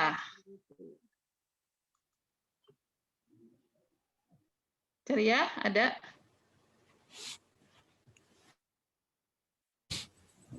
Ibu. Ya, silakan Ceria.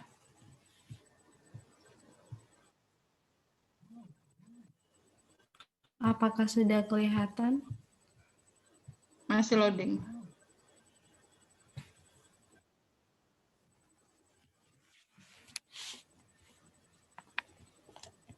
Ya. Sudah? Sudah.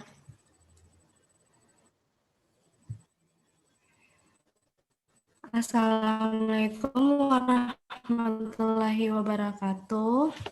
Waalaikumsalam. Akan mempresentasikan tentang penanganan pembiayaan yang bermasalah pada bank syariah.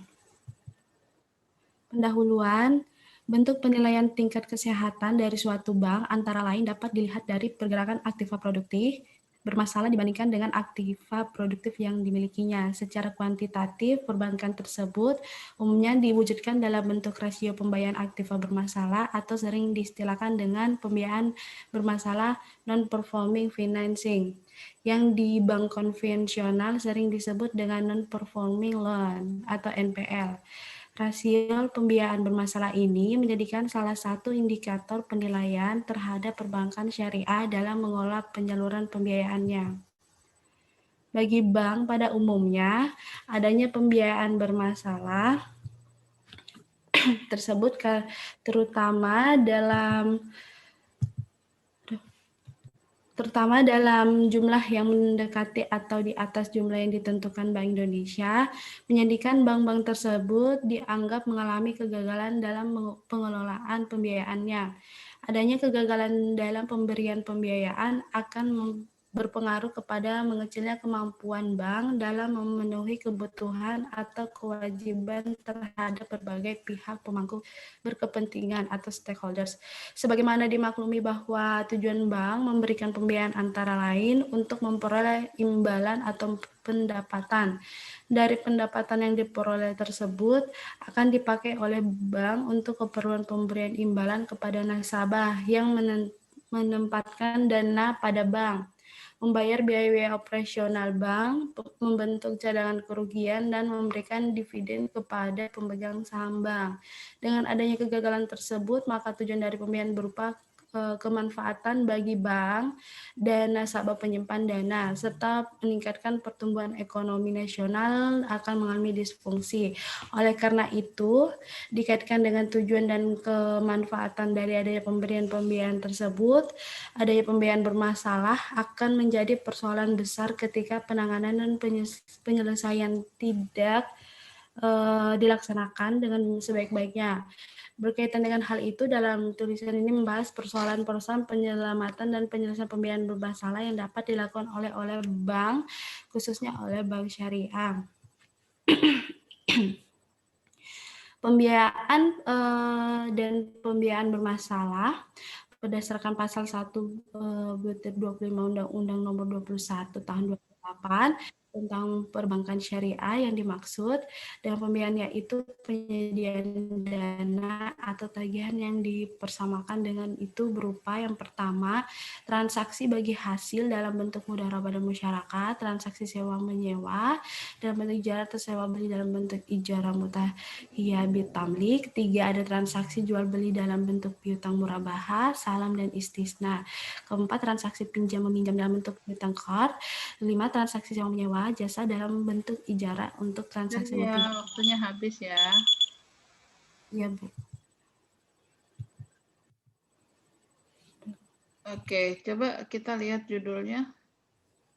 Penanganan pembiayaan bermasalah pada bank syariah. Iya, Bu. Di sini, Bu, saya masih belum tahu fokus mau ke bank apa. Ya, karena kan memang conceptual paper. Conceptual paper itu tidak mesti fokus kemana bank syariahnya, karena kita hanya ingin lihat bagaimana sih bank syariah itu menangani apalagi namanya secara konseptual, harusnya seperti apa bank syariah itu menangani pembiayaan bermasalah itu. Iya nggak? Iya. Iya kan? Iya nggak? Iya kan? Gimana? Maksud kamu seperti itu apa enggak? Ini yang saya baca yang saya pahami dari judul kamu adalah bagaimana bank syariah itu secara teori harusnya bagaimana seharusnya bank syariah itu menangani pembiayaan bermasalah gitu. Kalau dari judulnya ya, artinya yang dibahas di sini nanti adalah bagaimana secara teori harusnya bank syariah itu melakukan penanganan untuk pembiayaan yang bermasalah gitu. Kemudian latar belakangnya kenapa? Nah, ini harusnya tadi nggak usah ditulis semuanya nih karena kepanjangan kamu baca sih. Jadi harusnya buat outline aja. Misalnya latar belakangnya satu tingginya NPF gitu ya, NPF di Indonesia. Kemudian NPF pada bank syariah di Indonesia misalnya ya. Ini saya juga nggak tahu. Nanti silakan dilihat datanya gimana. Data NPF bagaimana di bank syariah, NPL bandingkan dengan konvensional gitu kan. Itu sudah cukup untuk menggambarkan pendahuluan atau latar belakang gitu. Terus baru deh langsung masuk pembahasan. Bagaimana pembiayaan bermasalah di bank syariah, kemudian bagaimana penanganannya secara teori, kemudian secara praktek, bisa dilihat di penelitian-penelitian terdahulu juga. Ini kita karena kita studi literatur, jadi kita nggak perlu lihat ke lapangan, nggak perlu buka data, kita cukup lihat di penelitian terdahulu gitu. Iya, itu ceria dari saya barangkali. Tadi kamu sudah ada sih beberapa di sini saya lihat yang faktor-faktor dan segala macam. Nah ini tinggal bagaimana nih implementasinya gitu kan? Iya, Bu. Terima kasih, Bu. Oke, selanjutnya Nabila.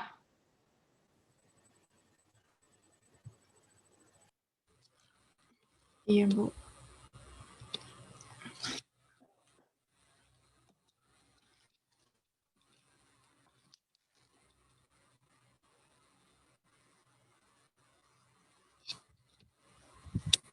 Apakah sudah muncul? Masih loading. Ya.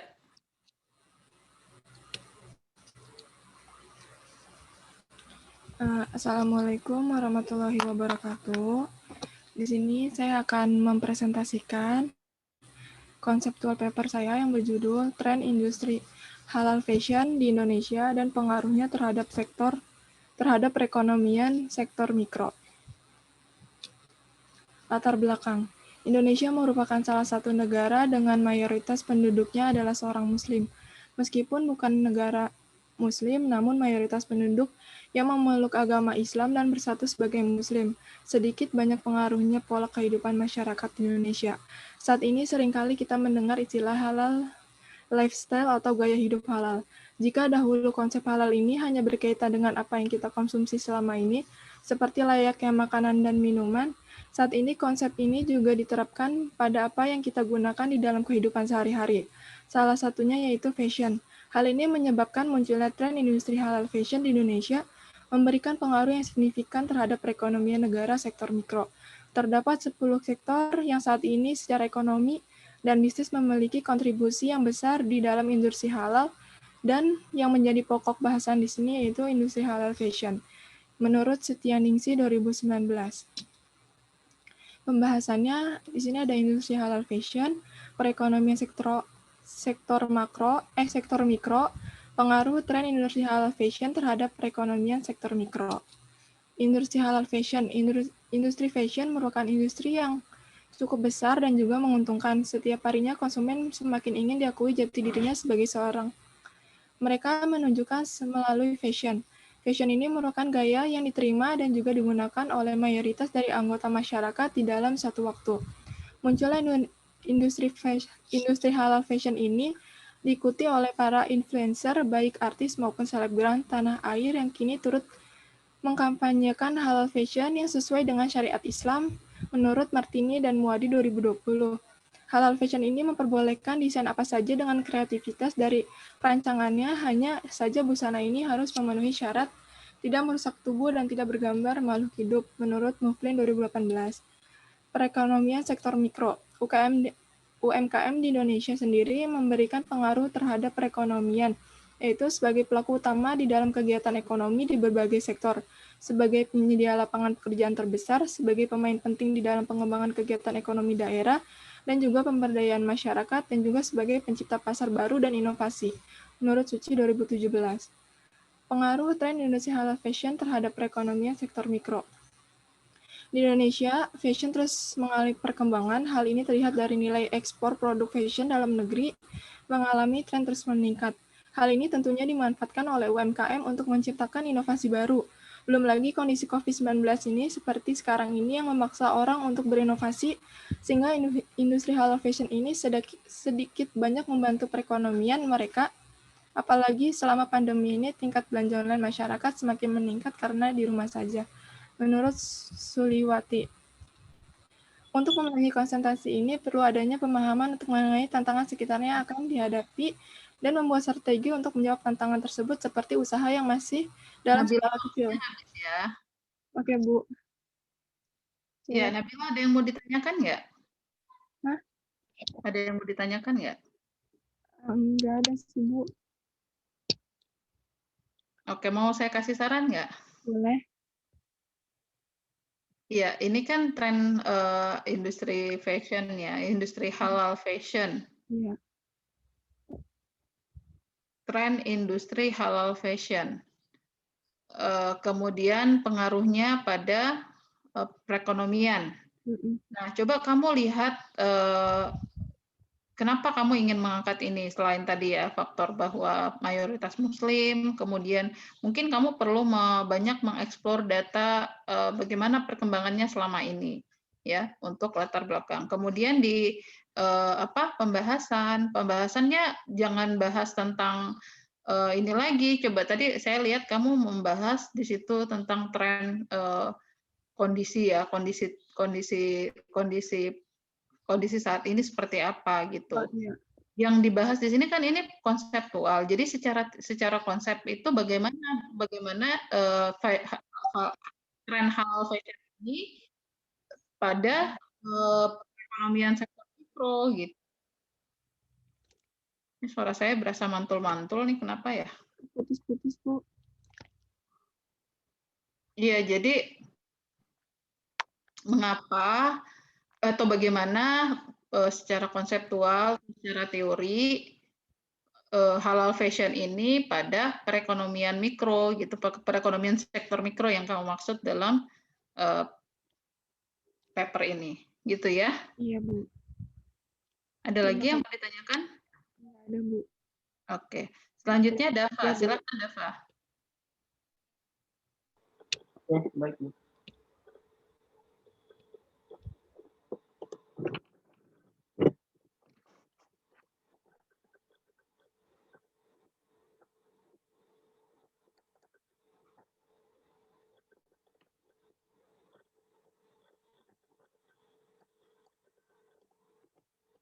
Sudah terlihat, Bu?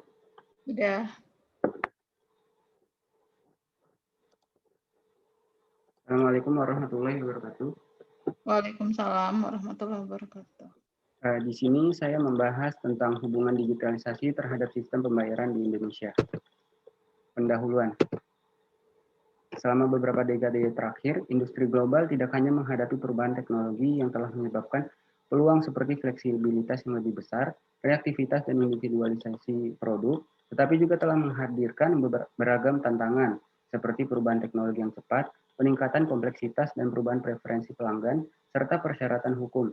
Hal ini telah dapat menciptakan peluang jenis teknologi baru, tetapi masyarakat tidak tahu bagaimana cara menggunakan dan mengimplementasikannya secara bersamaan dalam hal penawaran produk dan layanan. Salah satu bentuk digitalisasi yang terjadi saat ini adalah digitalisasi pada sistem pembayaran. Sistem pembayaran yang menggunakan digitalisasi dalam penerapannya disebut dengan sistem pembayaran digital. Kelangkaan uang tunai dan batas penarikan uang tunai yang sering terjadi pada bank maupun ATM dapat mempercepat adopsi sistem pembayaran baru di masyarakat, yaitu sistem pembayaran digital. Sistem pembayaran digital diadopsi dengan cepat oleh restoran, kafe, pedagang kecil, dan toko-toko kecil. Terdapat banyak keuntungan jika menerapkan sistem pembayaran digital, yaitu mudah dan nyaman, dapat membayar sesuatu kapan saja dan kirim dana kemana saja, tidak terkena pajak yang biasa berlaku di toko-toko fisik, transaksi langsung tercatat, dan tidak terlalu berisiko. Pengertian digitalisasi sistem pembayaran. Sistem pembayaran menjadi komponen yang penting untuk menjamin terlaksananya setiap kegiatan transaksi yang dilakukan masyarakat dan perdagangan. Sistem pembayaran merupakan rangkaian pemindahan dana untuk memenuhi kewajiban yang timbul dalam kegiatan perekonomian. Alat pembayaran yang digunakan dalam sistem pembayaran sendiri terus berkembang seiring perkembangan teknologi dan informasi. Sistem jual beli online telah mengubah cara pandang masyarakat dan dalam melakukan transaksi jual beli sampai proses transaksi keuangan yang dilakukan secara online. Sistem pembayaran digital merupakan bentuk sistem atau mekanisme pembayaran yang diselenggarakan secara online melalui internet dengan tujuan transaksi pembelian sebuah produk oleh konsumen. Sistem pembayaran digital sudah mulai marak lantaran banyak sekali manfaat yang bisa didapatkan, baik manfaat yang didapat oleh konsumen maupun produsen. Dengan adanya sistem pembayaran digital, tentunya akan membantu pertumbuhan ekonomi menjadi lebih baik. Sistem pembayaran digital pun dapat membantu mengurangi inflasi akibat banyaknya uang yang beredar di masyarakat. Bentuk digitalisasi sistem pembayaran. Berikut merupakan contoh sistem pembayaran digital di Indonesia. Ada OVO, GoPay, Dana. Selain sistem pembayaran digital, ada juga yang disebut dengan sistem pembayaran elektronik. Contoh sistem pembayaran elektronik di Indonesia tersebut adalah e-money, e-wallet, dan cryptocurrency. Peran Bank Indonesia dalam menjamin digitalisasi sistem pembayaran. Bank Indonesia bertanggung jawab dan memiliki wewenang untuk mewujudkan sistem pembayaran yang lancar, aman, efisien, dan andal didasarkan kepada amanat Undang-Undang Bank Indonesia. Dengan demikian, sistem pembayaran yang lancar, aman, efisien, dan andal erat kaitannya dengan pengawasan yang dilakukan oleh Bank Indonesia. Kesimpulan.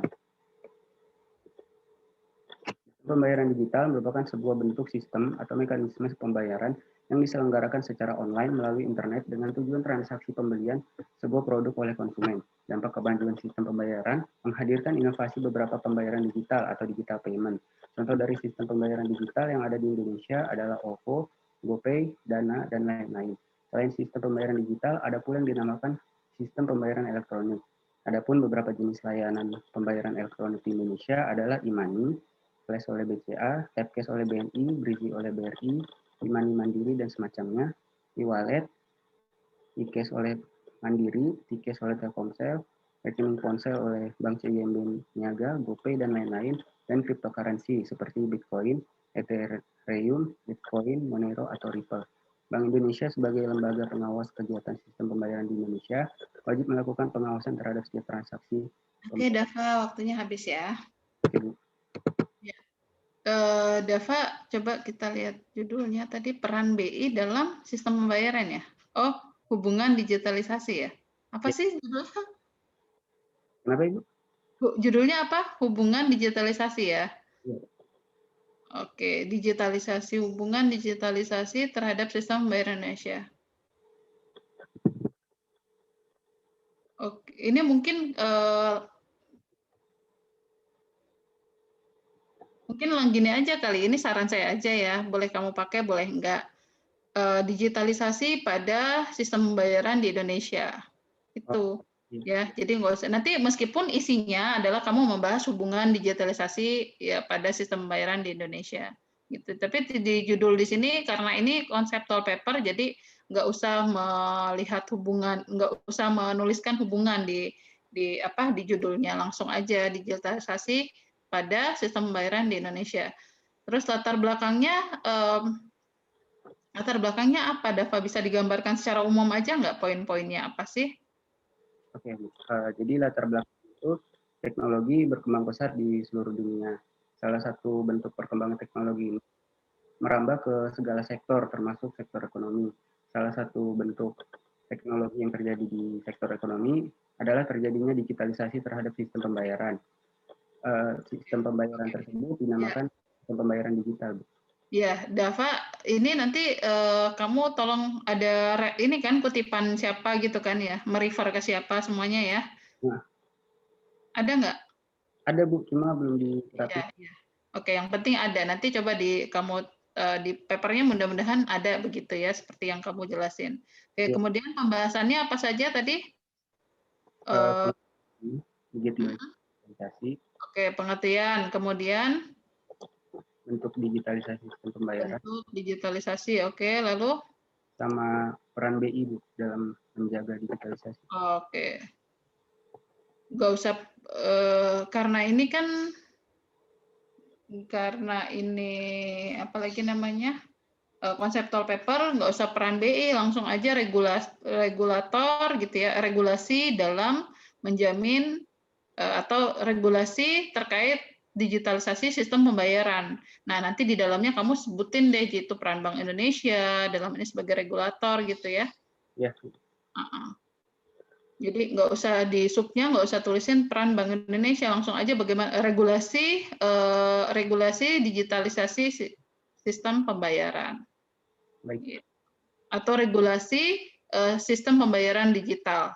Nah, nanti eksplorasinya adalah bagaimana peran regulator Bank Indonesia, kemudian Kementerian Keuangan barangkali mungkin ada, kemudian OJK mungkin ada, itu dibahas di sini. Gitu, Dava ya. Oke. Ada yang mau ditanyakan nggak? Tidak, Bu. Oke, selanjutnya Rania. Terima kasih, Bu. Oke.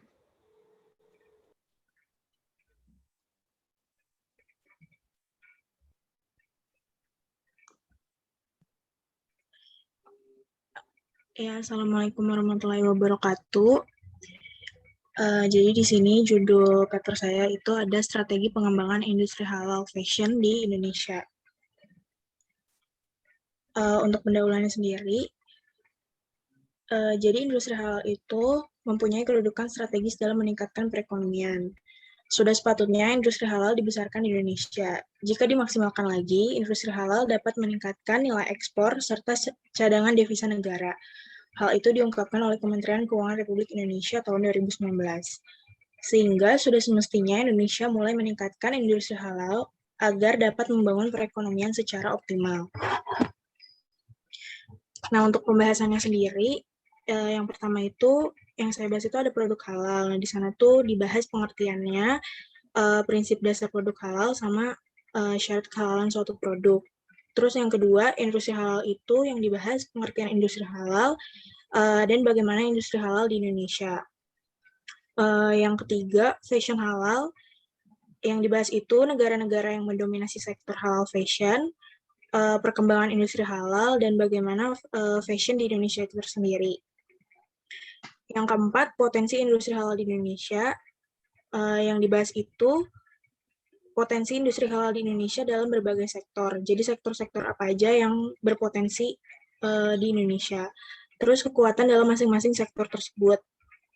Dan yang terakhir, strategi pengembangan industri halal fashion di Indonesia. Jadi di situ strategi apa atau hal apa yang dapat dilakukan untuk mengembangkan industri fashion halal di Indonesia, dan siapa saja pihak yang harus terlibat dalam mengembangkan industri fashion halal di Indonesia.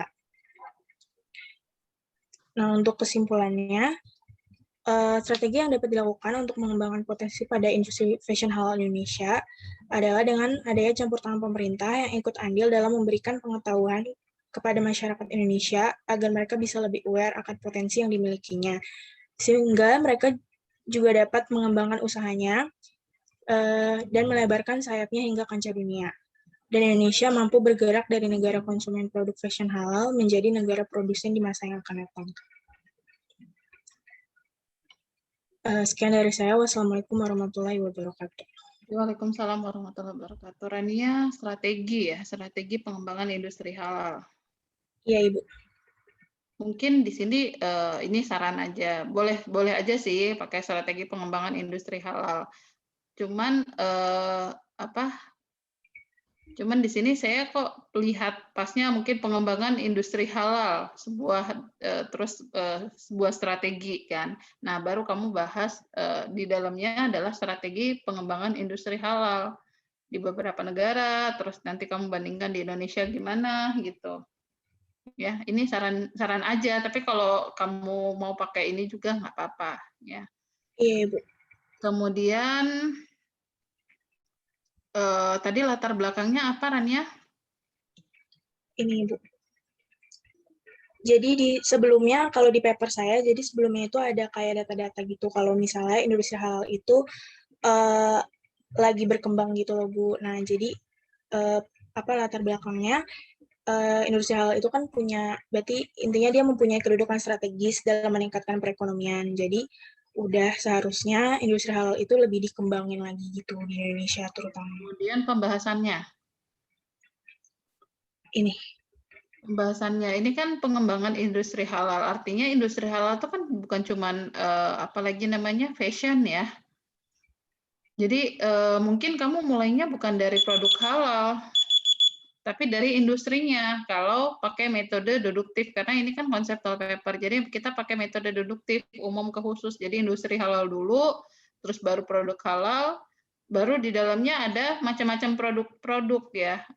Misalnya gitu kan. Tapi saya rasa kalau udah ada produk ya nggak usah lagi pakai fashion, karena fashion itu hanya salah satu aja gitu di antara sekian sekian produk halal gitu. Jadi ada fashion kan, ada food and beverage, kemudian ada farmasi kan, ada drugs, kemudian ya drugs dan farmasi lah, kemudian ada kosmetik.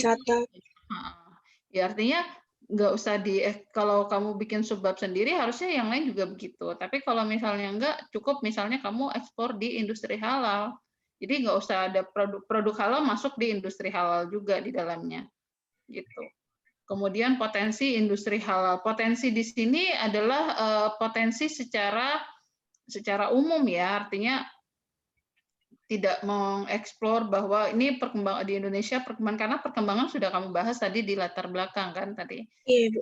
Di potensi di sini lebih ke potensi secara teoritis itu seperti apa sih potensi yang dimaksud dengan potensi, kemudian bagaimana potensi itu bagaimana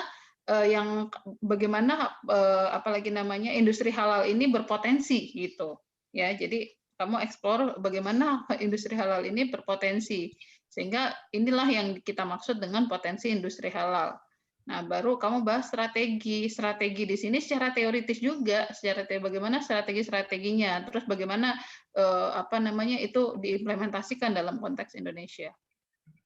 Gitu barangkali, Rania. Iya, Ibu. Baik, Ibu. Ada yang mau ditanyakan? Udah sih, Bu. Nanti akan saya perbaiki lagi saran-saran dari Ibu. Ya, selanjutnya Hijaz. Kasih, Bu. Ya.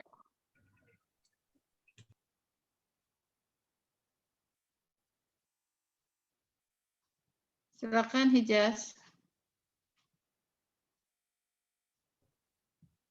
Oke, Bu. Bismillahirrahmanirrahim. Assalamualaikum warahmatullahi wabarakatuh. Waalaikumsalam. Di sini saya akan mempresentasikan konseptual paper dengan judul Potensi Wakaf Uang Terhadap Kesejahteraan Ekonomi Umat.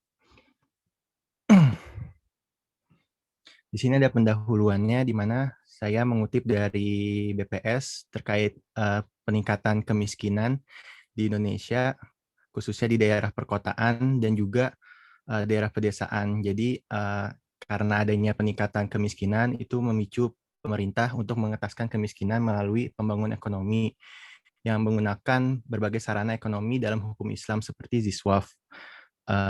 Dan di sini juga jelaskan bahwa wakaf itu merupakan investasi terbaik untuk menjadi bekal di akhirat kelak yang mempunyai pengaruh dalam pemberdayaan dan peningkatan produktivitas ekonomi masyarakat.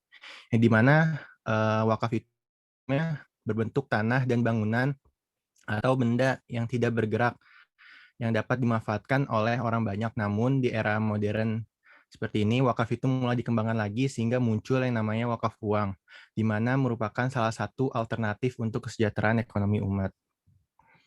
Lalu di sini pembahasannya yang pertama itu ada wakaf uang dan pengimplementasiannya. Di sini jelaskan bahwa wakaf uang atau tunai itu ada jenis wakaf dana kekal yang dibatasi pada jenis aset tertentu, yaitu uang, di mana hal ini termasuk inovasi terbaru.